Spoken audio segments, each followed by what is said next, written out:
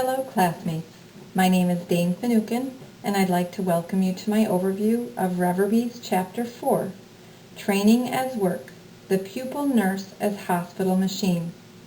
Thank you in advance for your time and attention. I'd also like to encourage you to take part in a discussion on this chapter by responding to a couple of questions that I'll post on the discussion board. Nursing reformers held high hopes that their ideals of self-discipline, dedication to altruism, efficiency, and mentoring would produce a flock of well-trained, respectable Lady Nightingales.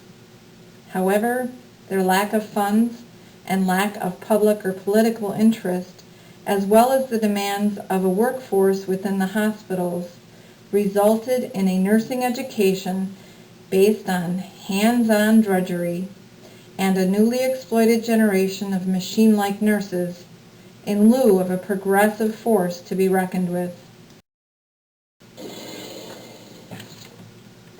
In 1873, the first nursing schools were established.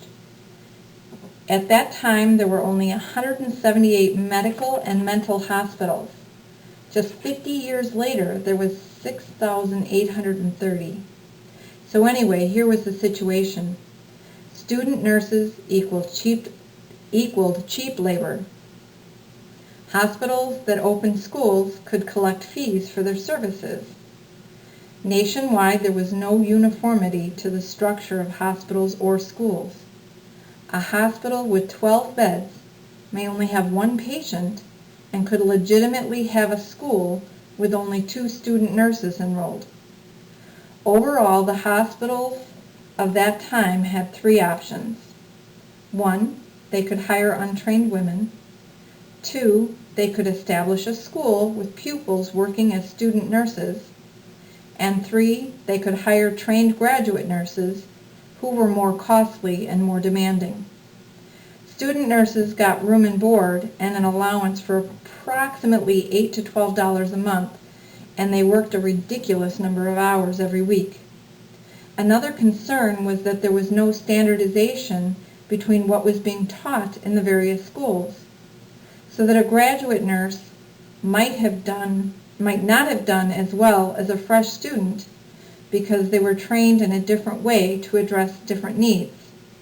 So instead, graduate nurses often were encouraged to find positions in private homes where they were paid as much as $15 a week.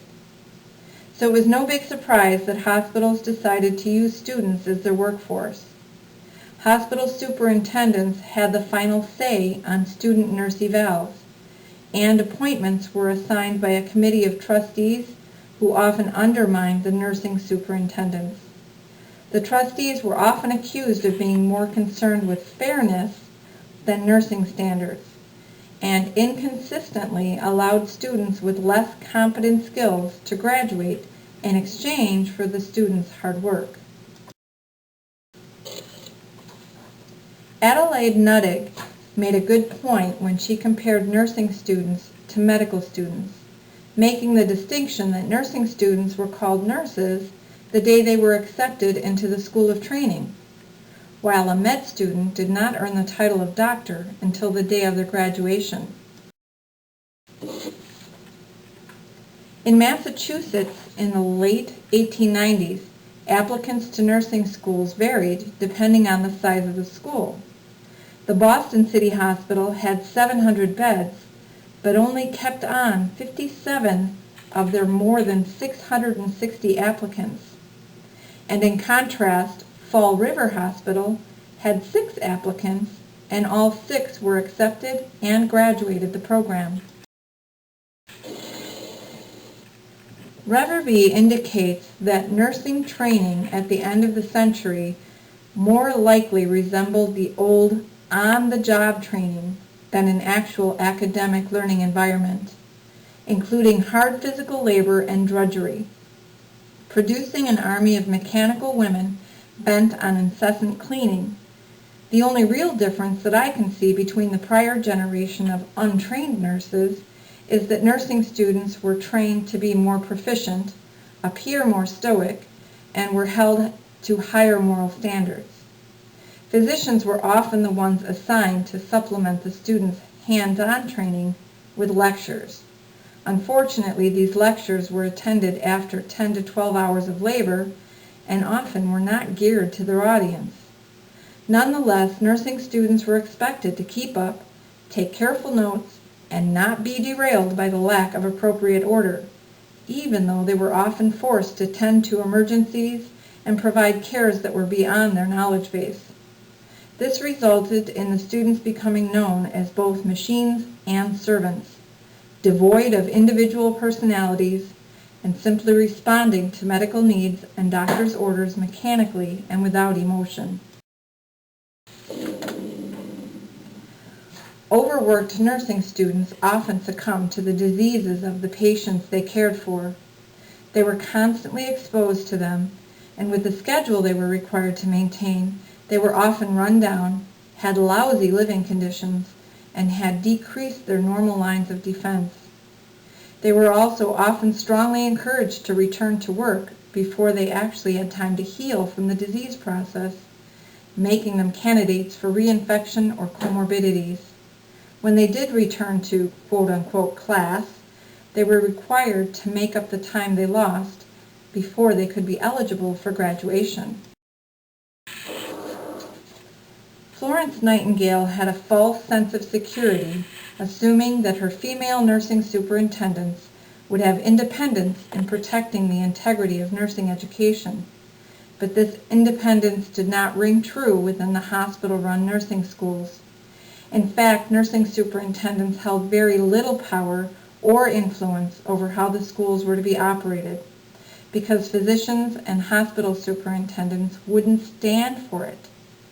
Persons of interest that had influence over the structure of nursing schools included Dr. George Rao, who was the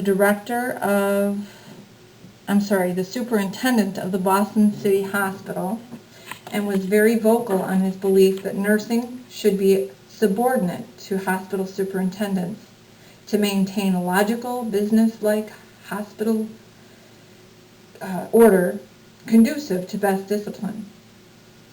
While Lillian Wald, the director of the nursing settlement to New York, disagreed with this philosophy and argued that it was the nursing superintendent's responsibility to manage the household economy and moral reputation of the hospital, as well as proper education and protection of the nursing students. She maintained that being appointed by doctors would promote a conflict of interest that would prevent the nursing superintendents from fulfilling their nursing duties. Lavinia Dock was an outspoken feminist who effectively proposed that both hospital and nursing superintendents should be viewed as partners with equal status and equal power to address concerns to the trustees. Women's views should not be disregarded in favor of men's views.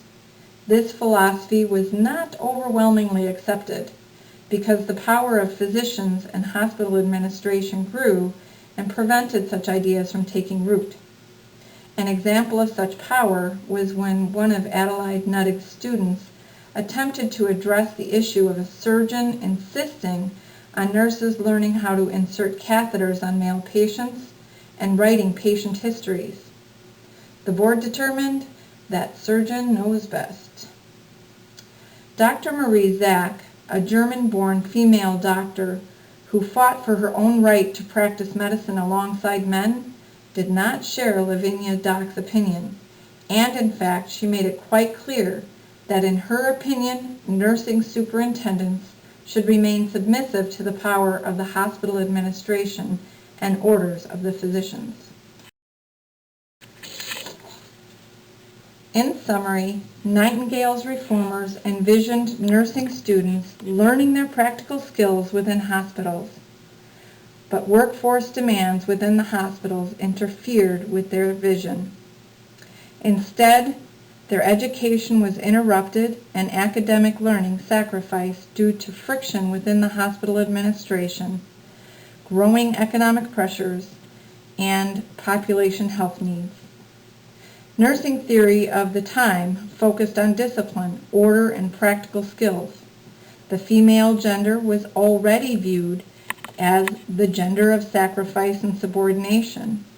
The lack of standardization for nursing education, together with all of the above, served to provide excuses for some of the abuses nursing students experienced in hospital-based schools.